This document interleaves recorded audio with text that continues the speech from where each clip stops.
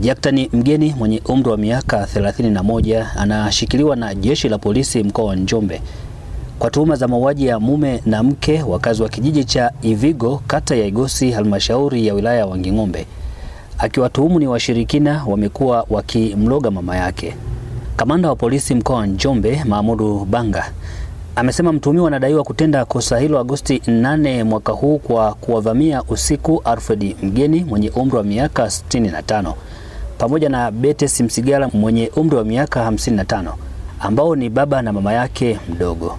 Aidha, amesema kabla ya kumkamata jeshi la polisi lilikuwa limewakamata watuhumiwa wengine 6, lakini kupitia taarifa za uchunguzi wakafanikiwa kumkamata Jackton ambaye yuko tayari kuonyesha vielelezo.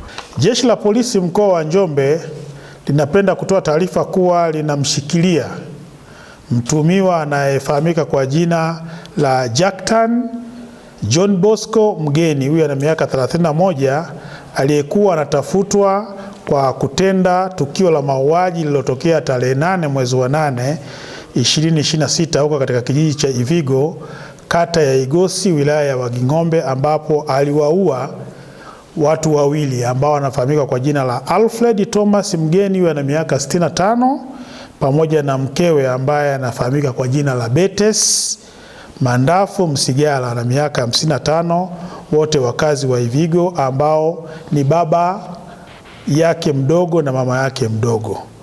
Mtuhumiwa baada ya kukamatwa amekiri kutenda tukio hilo, akiwatuhumu marehemu kuwa walikuwa wachawi wanamloga mama yake aitwaye Yusta Yohana Konso ambaye alitenguka mguu tangu mwezi Julai 2026 na hajapona hadi sasa, licha ya kumpeleka hospitali ya Ikonda kwa ajili ya kupata matibabu.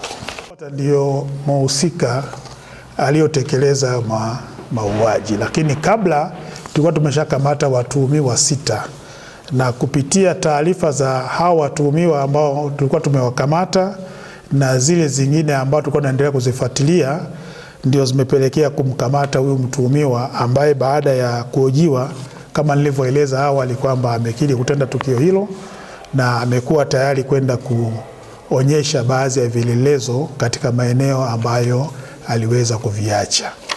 Kwa ni kesi ambayo inakwenda vizuri. Hili si jambo la kulifurahia, ni jambo la kusikitika. Lakini katika kijiji hiki mtendaji wa kata amesema tarehe 1 Julai kuna mzee alifariki, aliuawa katika kijiji hiki. Lakini baada ya kuuawa pia akatobolewa na macho. Tunawashukuru sana jeshi la polisi liliwakamata wale, na kesi iko mahakamani. Sitaki kusema lakini inaendelea. Haiwezekaniki, sheria ipo. Kama kuna mtu amekukosea, njoo kwenye vyombo vya kisheria, tutalishughulikia.